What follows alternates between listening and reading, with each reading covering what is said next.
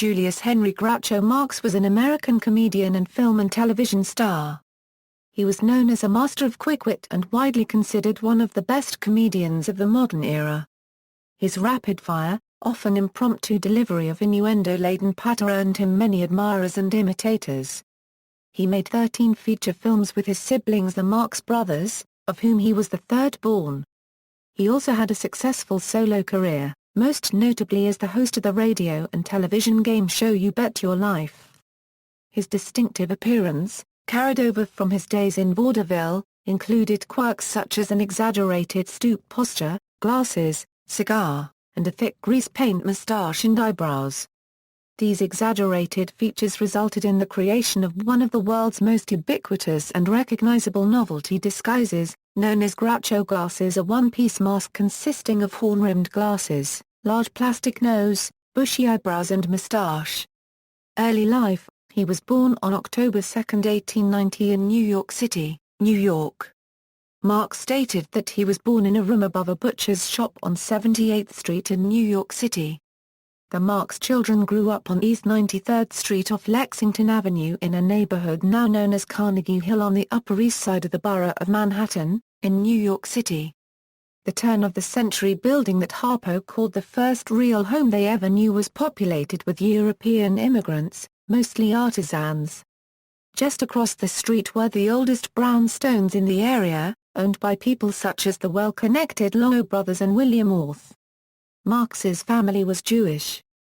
Groucho's mother was Minnie Schoenberg, whose family came from Dornum in northern Germany when she was 16 years old. His father was Simon Sam Marx, who changed his name from Marx, and was called Frenchy throughout his life because he and his family came from France. Minnie's brother was Al Schoenberg, who shortened his name to Al Sheen when he went into show business as half of Gallagher and Sheen, a noted vaudeville act of the early 20th century. According to Groucho, when Sheen visited he would throw the local waifs a few coins so that when he knocked at the door he would be surrounded by adoring fans. Marx and his brothers respected his opinions and asked him on several occasions to write some material for them.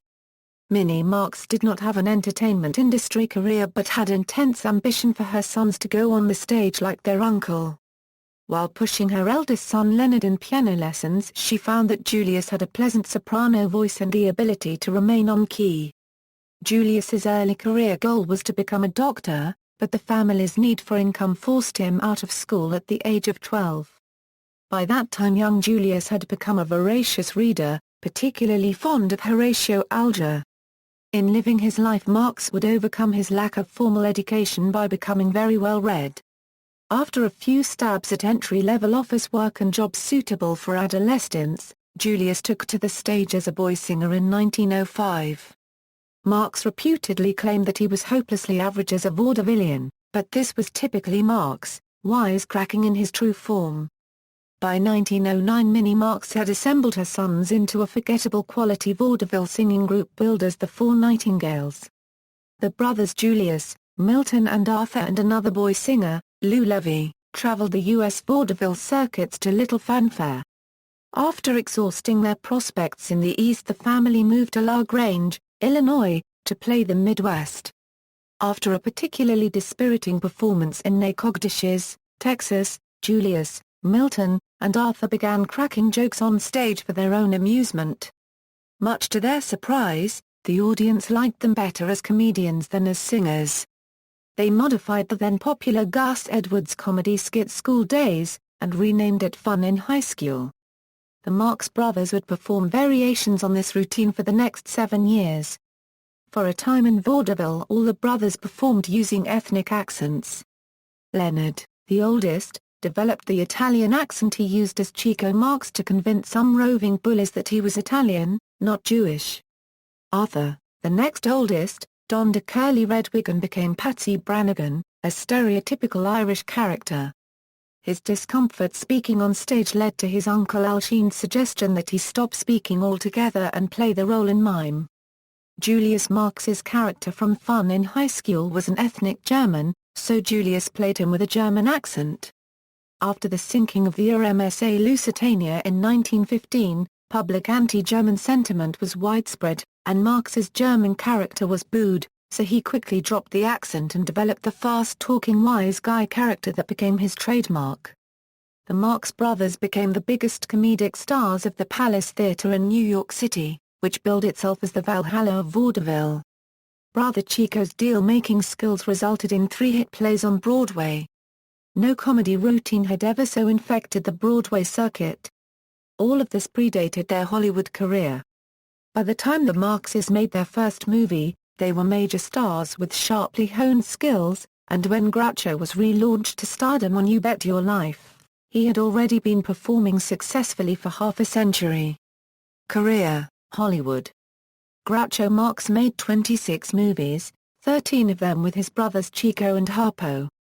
Marx developed a routine as a wisecracking hustler with a distinctive chicken walking lope, an exaggerated grease paint mustache and eyebrows, and an ever-present cigar, improvising insults to stuffy dowagers and anyone else who stood in his way. As the Marx Brothers, he and his brothers starred in a series of popular stage shows and movies. Their first movie was a silent film made in 1921 that was never released, and is believed to have been destroyed at the time. A decade later, the team made some of their Broadway hits into movies, including The Coconuts and Animal Crackers.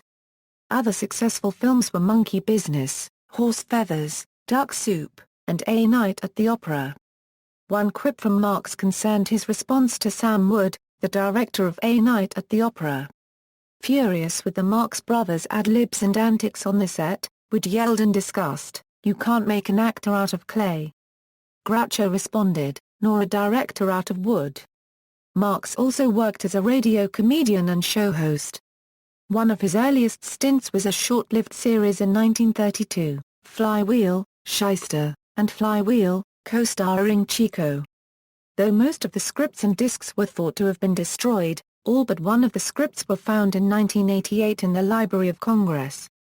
In 1947 Marx was chosen to host a radio quiz program, You Bet Your Life, broadcast by ABC and then CBS, before moving over to NBC Radio and Television in 1950. Filmed before a live audience, the television show consisted of Marx interviewing the contestants and ad-libbing jokes, before playing a brief quiz. The show was responsible for the phrases "Say the Secret Void," "Word and Divide $100," and "Who's Buried in Grant's Tomb?" or "What Color is the White House?" It ran for 11 years on television. Groucho was the subject of an urban legend about a supposed response to a contestant who had 9 children which supposedly brought down the house. In response to Marx asking in disbelief why she had so many children, the contestant replied, "I love my husband." To this, Marx responded, "I love my cigar too, but I take it out of my mouth once in a while." Groucho often asserted in interviews that this exchange never took place, but it remains one of the most often quoted Grouchoisms nonetheless. Throughout his career he introduced a number of memorable songs in films, including Hooray for Captain Spaulding, and Hello, I Must Be Going, in Animal Crackers, Whatever It Is, I'm Against It, Everyone Says I Love You, and Lydia the Tattooed Lady. Frank Sinatra, who once quipped that the only thing he could do better than Marx was sing, made a film with Marx and Jane Russell in 1951 entitled Double Dynamite. Mustache, Eyebrows and Walk. In public and off-camera, Harpo and Chico were hard to recognize, without their wigs and costumes, but it was almost impossible for fans to recognize Groucho without his trademark eyeglasses, fake eyebrows and mustache. The grease paint mustache and eyebrows originated spontaneously prior to a vaudeville performance in the early 1920s when he did not have time to apply the pasted-on mustache he had been using. After applying the grease paint mustache, a quick glance in the mirror revealed his natural hair eyebrows were too undertoned and did not match the rest of his face, so Marx added the grease paint to his eyebrows and headed for the stage. The absurdity of the grease paint was never discussed on screen, but in a famous scene in Duck Soup, where both Ciccolini and Pinky disguise themselves as Groucho, they are briefly seen applying the grease paint, implicitly answering any question a viewer might have had about where he got his mustache and eyebrows. Marx was asked to apply the grease paint mustache once more for You Bet Your Life when it came to television, but he refused, opting instead to grow a real one, which he wore for the rest of his life. By this time, his eyesight had weakened enough for him actually to need corrective lenses. Before then, his eyeglasses had merely been a stage prop. He debuted this new, and now much older, appearance in Love Happy, the Marx Brothers' last film as a comedy team. He did paint the old character moustache over his real one on a few rare performing occasions, including a TV sketch with Jackie Gleason on the latter's variety show in the 1960s and the 1968 Otto Preminger film Skidoo. In his late 70s at the time, Marx remarked on his appearance, "I looked like I was embalmed." He played a mob boss called God, and, according to Marx, both my performance and the film were god-awful. The exaggerated walk, with one hand on the small of his back and his torso bent almost 90 degrees at the waist, was a parody of a fad from the 1880s and 1890s. Fashionable young men of the upper classes would affect a walk with their right hand held fast to the base of their spines, and with a slight lean forward at the waist and a very slight twist toward the right with the left shoulder, allowing the left hand to swing free with the gait. Groucho exaggerated this fad to a marked degree, and the comedy effect was enhanced by how out of date the fashion was by the 1940s and 1950s. Personal life. Groucho's 3 marriages all ended in divorce. His first wife was chorus girl Ruth Johnson. He was 29 and she 19 at the time of their wedding. The couple had 2 children, Arthur Marx and Miriam Marx. His second wife was Kay Marvis, now copyrightee Catherine Dittig, former wife of Leo Gorcey. Groucho was 54 and Kay 21 at the time of their marriage. They had a daughter, Melinda Marx. His third wife was actress Eden Hartford. She was 24 when she married the 63-year-old Groucho. During the early 1950s, Groucho described his perfect woman, a Euro someone who looks like Marilyn Monroe and talks like George S. Kaufman. Often when the Marxes arrived at restaurants, there would be a long wait for a table. "Just tell them or registered trademark to D who we are," his wife would say. Groucho would say, "Okay, okay. Good evening, sir. My name is Jones. This is Mrs. Jones, and here are all the little Joneses." Now his wife would be furious and insist that he tell them or registered trademark to D the truth. "Oh, all right," said Groucho. "My name is Smith. This is Mrs. Smith, and here are all the little Smiths." Similar anecdotes are corroborated by Groucho's friends, not one of whom went without being publicly embarrassed by Groucho on at least one occasion. Once, at a restaurant, a fan came up to him and said, "Excuse me, but aren't you Groucho Marx?" "Yes," Groucho answered annoyedly. "Oh, I'm your biggest fan. Could I ask you a favor?" The man asked. "Sure, what is it?" asked the even more annoyed Groucho. "See my wife sitting over there? She's an even bigger fan of yours than I am. Would you be willing to insult her?" Groucho replied, "Sir, if my wife looked like that, I wouldn't need any help thinking of insults." Groucho was not allowed to join an informal sinfonietta of friends, organized by Ben Hecht, and which included Harpo, because he could play only the mandolin. When the group began its first rehearsal at Hecht's home, Groucho rushed in and demanded silence from the lousy amateurs. The musicians discovered him conducting the Los Angeles Symphony Orchestra, playing Tanha currency user in Hecht's living room. Groucho was allowed to join the sinfonietta. Groucho's son Arthur published a brief account of an incident that occurred when Arthur was a child. The family was going through customs and, while filling out a form, Groucho listed his name as Julius Henry Marx, and his occupation as smuggler. Later in life, Groucho would sometimes note to talk show hosts, not entirely jokingly, that he was unable to actually insult anyone, because the target of his comment assumed it was a Groucho-esque joke and would laugh. Despite his lack of formal education, he wrote many books, including his autobiography, Groucho and Me and Memoirs of a Mangy Lover. He was personal friends with such literary figures as T.S. Eliot and Carl Sandburg. Much of his personal correspondence with those and other figures is featured in the book The Groucho Letters, with an introduction and commentary on the letters written by Groucho, who donated his letters to the Library of Congress. Groucho was also quite seriously interested in learning to play the guitar. In the 1932 film Horse Feathers, Groucho performs the film unregistered trademark S-Love theme OE Everyone Says I Love You for co-star Thelma Todd on a Gibson L5. Irving Berlin quipped, "The world would not be in such a snarl, had Marx been Groucho instead of Cal." In his book The Groucho File, Marx says I've been a liberal Democrat all my life, and I frankly find Democrats a better, more sympathetic crowd. I'll continue to believe that Democrats have a greater regard for the common man than Republicans do. Marx and Lenin, The Parallel Sayings was published in 2005. The book records similar sayings between Groucho Marx and John Lennon. Later years, You Bet Your Life, Groucho's radio life was not as successful as his life on stage and in film, though historians such as Gerald Nachman and Michael Barson suggest that, in the case of the single-season Flywheel, Shyster, and Flywheel, the failure may have been a combination of a poor time slot and the Marx Brothers returning to Hollywood to make another film. In the mid-1940s, during a depressing lull in his career, Groucho was scheduled to appear on a radio show with Bob Hope.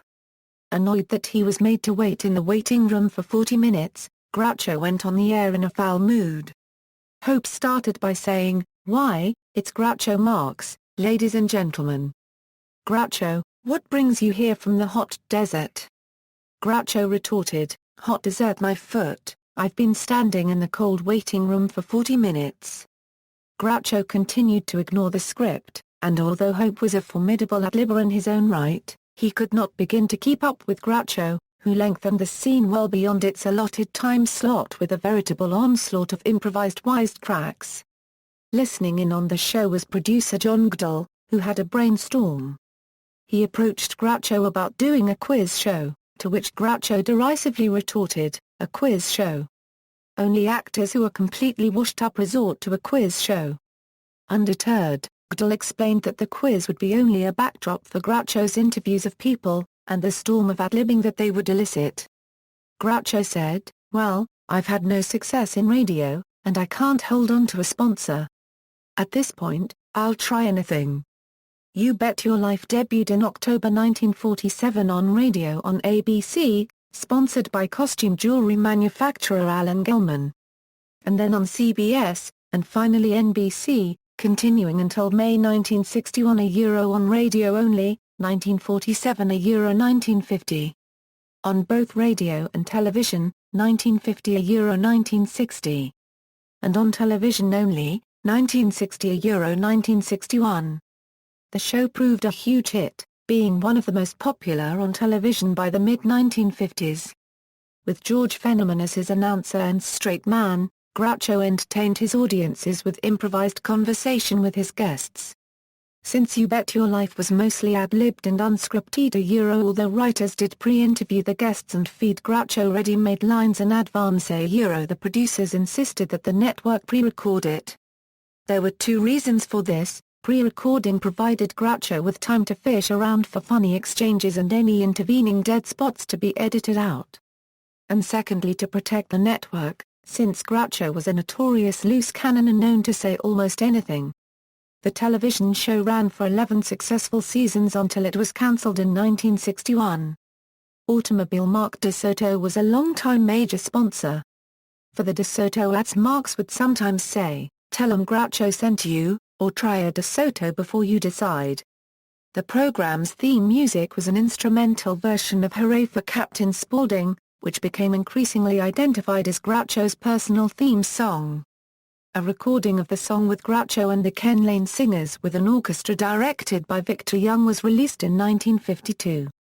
Another recording made by Groucho during this period was The Funniest Song in the World, released on the Young People's Records label in 1949. It was a series of 5 original children's songs with a connecting narrative about a monkey and his fellow zoo creatures. Other work: by the time You Bet Your Life debuted on TV on October 5, 1950, Groucho had grown a real mustache. During a tour of Germany in 1958, accompanied by then-wife Eden, daughter Melinda, Robert Dwin and Dwin's daughter Judith, he climbed a pile of rubble that marked the site of Adolf Hitler's bunker, the site of Hitler's death, and performed a 2-minute Charleston. He later remarked to Richard J. Anobal in the Marx Brothers scrapbook, "Not much satisfaction after he killed 6 million Jews." In 1960, Groucho, a lifelong devotee of the comic operas of Gilbert and Sullivan, appeared as Coco the Lord High Executioner in a televised production of The Mikado on NBC's Bell Telephone Hour. A clip of this is in rotation on Classic Arts Showcase. Another TV show, Tell It to Groucho, premiered January 11, 1962 on CBS, but only lasted 5 months. On October 1, 1962, Groucho, after acting as occasional guest host of The Tonight Show during the 6-month interval between Jack Paar and Johnny Carson, introduced Carson as the new host. In 1965, a weekly show for British TV titled Groucho was poorly received and lasted only 11 weeks. In 1964, Marx starred in the Time for Elizabeth episode of Bob Hope Presents the Chrysler Theatre, a truncated version of a play that Groucho Marx and Norman Krasna wrote in 1948. Groucho appeared as a gangster named God in the movie Skidoo, directed by Otto Preminger, and co-starring Jackie Gleason and Carol Channing. It was released by the studio where the Marx Brothers began their film career, Paramount Pictures. The film received almost universally negative reviews. As a side note, writer Paul Krasna published a story in the February 1981 issue of High Times, relating how Groucho prepared for the LSD-themed movie by taking a dose of the drug in Krasna's company, and had a moving, largely pleasant experience. 4 years later came Groucho's last theatrical film appearance, a brief, uncredited cameo in Michael Ritchie's The Candidate.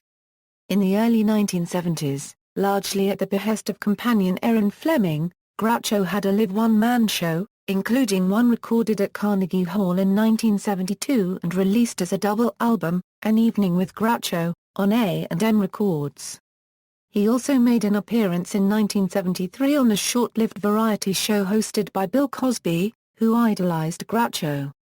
Groucho developed friendships with rock star Alice Cooper. The two were photographed together for Rolling Stone magazine and television host Dick Cavett, becoming a frequent guest on Cavett's late-night talk show, even appearing in a one-man, 90-minute interview. He befriended Elton John when the British singer was staying in California in 1972, insisting on calling him John Elton. According to writer Philip Norman, when Groucho jokingly pointed his index fingers as if holding a pair of 6-shooters, Elton John put up his hands and said, "Don't shoot me, I'm only the piano player," thereby naming the album he had just completed. A film poster for the Marx Brothers movie Go West is visible on the album cover photograph as homage to Groucho. Elton John accompanied Groucho to a performance of Jesus Christ Superstar. As the lights went down, Groucho called out, "Does it have a happy ending?" And during the crucifixion scene, he declared, "This is sure to offend the Jews." Groucho's previous works regained popularity and were accompanied by new books of transcribed conversations by Richard J. Anobal and Charlotte Chandler. In a BBC interview in 1975, Groucho called his greatest achievement having a book selected for cultural preservation in the American Library of Congress. As a man who never had formal schooling, to have his writings declared to be culturally important was a point of great satisfaction. As he passed his 81st birthday in October 1971, however, Groucho became increasingly frail physically and mentally as a result of several minor strokes he suffered. Controversy surrounded the companionship he had developed with Erin Fleming, which consequently raised disputes over his estate. Jack Lemmon presented Groucho with an honorary Academy Award in 1974, his final major public appearance, in which he received a standing ovation. Noticeably frail and sluggish, Groucho took a bow for his deceased brothers, saying, "I wish that Harpo and Chico could be here to share with me this great honor." He also wished that Margaret Dumont could have been present, adding that she was a great straight woman for him and that she never understood any of his jokes. Groucho's final appearance was a brief sketch with George Burns in the Bob Hope television special Joys in 1976. His health was noticeably worsening by the following year, and when Gummo died, aged 84, on April 21, 1977, in Palm Springs, California, The death of his younger brother was not reported to Groucho because it was thought too detrimental to his health. Groucho maintained his irrepressible sense of humor to the very end, however. According to Dick Cavett's New York Times blog, when the elderly Groucho visited an old friend in the hospital, he said to the elevator attendant, as if in a department store, "Men's tonsils, please." When Groucho himself was on his deathbed, and a nurse came around with a thermometer, explaining that she wanted to see if he had a temperature, he responded, "Don't be silly, everybody has a temperature." George Fenneman, his radio and TV announcer, good-natured foil, and lifelong friend, often related a story in subsequent years of one of his final visits to Groucho's home. When the time came to end the visit, Fenneman lifted Groucho from his wheelchair, put his arms around his torso, and began to walk the frail comedian backwards across the room towards his bed. As he did, he heard a weak voice in his ear. "Fenneman," whispered Groucho, "you always were a lousy dancer." Actor Elliot Gould recalled a similar incident. "I was privileged to be Groucho Marx, a unregistered trademark's friend in his latter days," he said. "And I recall the last time I saw Groucho, he was in the hospital, and he had tubes in his nose and what have you. And when he saw me, he was weak, but he was there. And he put his fingers on the tubes and played them like it was a clarinet. Groucho played the tubes for me, which brings me to tears." Death. Marx's children, particularly his son Arthur, felt strongly that Aaron Fleming was pushing their week further beyond his physical and mental limits. Writer Mark E. Vanier concurred. Fleming's influence on Marx was controversial. Some close to him believed that she did much to revive his popularity, and that his relationship with a young woman boosted Groucho's ego, adding to his vitality. Others described her as a Svengali, exploiting an increasingly senile Marx in pursuit of her own stardom, while reportedly behaving erratically and violently, suggesting mental instability. Marx was hospitalized for pneumonia on June 22, 1977 and died on August 19 at Cedars-Sinai Medical Center in Los Angeles. Fleming, increasingly mentally unstable through the years, committed suicide in 2003. Marx was cremated and the ashes were interred in the Eden Memorial Park Cemetery in Los Angeles. Groucho had the longest lifespan of all the Marx Brothers and was survived by his children and younger brother Zeppo, who outlived him by 2 years.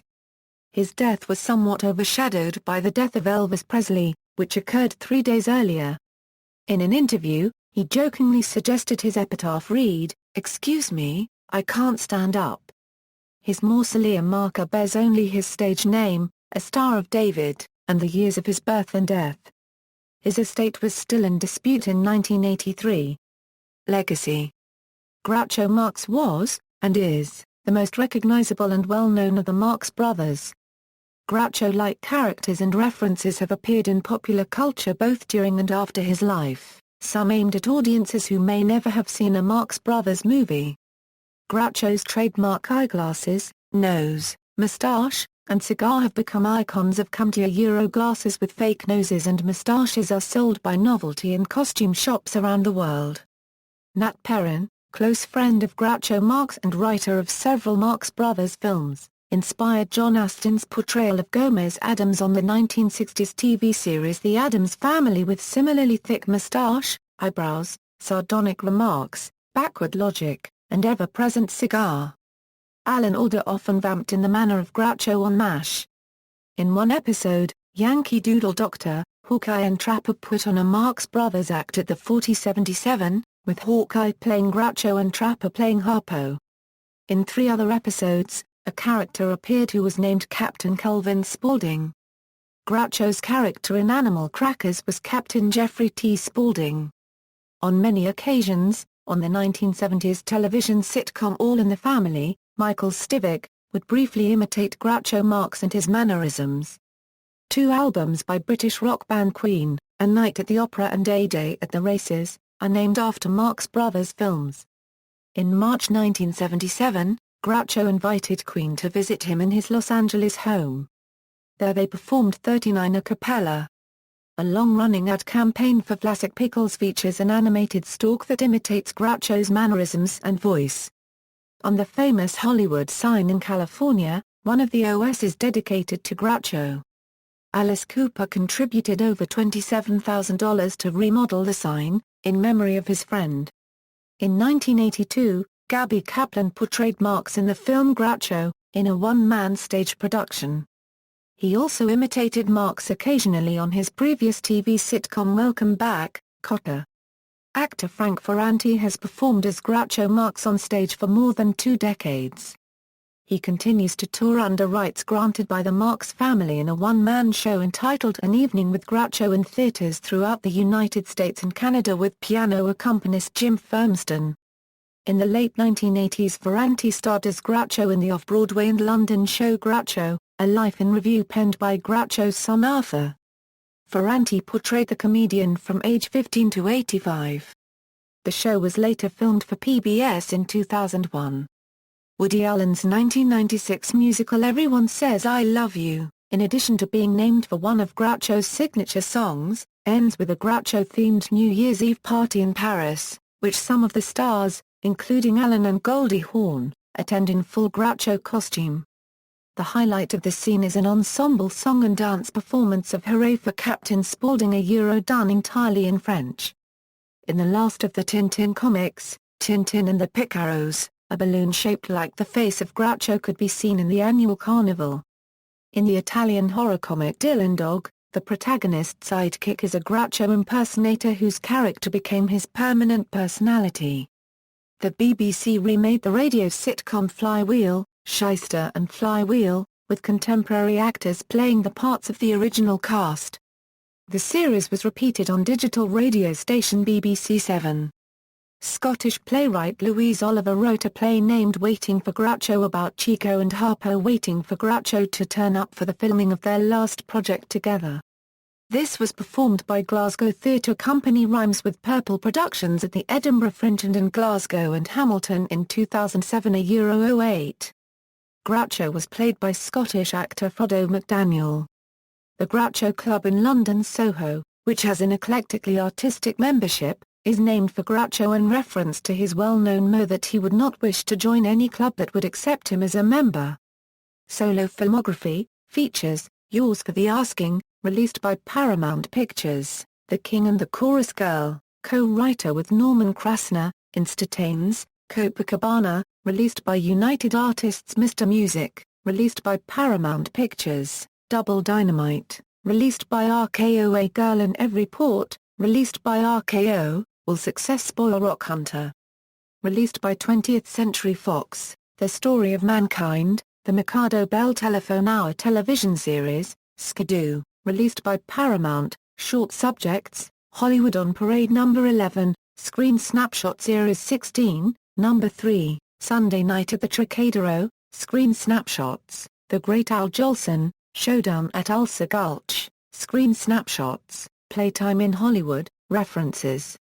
Further reading, Miriam Marx Allen, Love, Groucho, Letters from Groucho Marx to his daughter Miriam, Charlotte Chandler, Hello, I Must Be Going, Stefan Kanfer, Groucho, The Life and Times of Julius Henry Marx, Simon Luvish, Monkey Business, The Lives and Legends of the Marx Brothers, Arthur Marx, Life with Groucho, Arthur Marx, Son of Groucho, Groucho Marx, Groucho and Me, Groucho Marx, Memoirs of a Mangy Lover, Groucho Marx, The Groucho Letters, Letters from and to Groucho Marx, Beds, Harpo Marx, Harpo Speaks, Glenn Mitchell, The Marx Brothers Encyclopedia, Steve Stoliar, Raised Eyebrows, My Years Inside Groucho's House.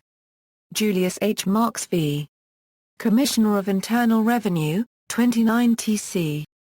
88, External links, Marx, Groucho, 1890–1977, Groucho Marx Papers, 1930–1967 LCCN AM 82-47845, Groucho Marx at the Internet Movie Database, Groucho Marx at the TCM Movie Database, Groucho Marx at the Internet Broadway Database, Alistair Cook's reflections on his friendship with Groucho, Lydia's Marx Brothers tribute website, Groucho Marx Old Time Radio MP3s from archive.org, Groucho's letter to Warner Brothers when they threatened to sue him, Urban Legends reference page, Groucho Marx, I Love My Cigar, Esquire magazine profile of Groucho Marx in 1972, by Roger Ebert, 1922 passport photo of Groucho and first wife Ruth Johnson, listen to Groucho Marx interview Euro press conference London June 1965.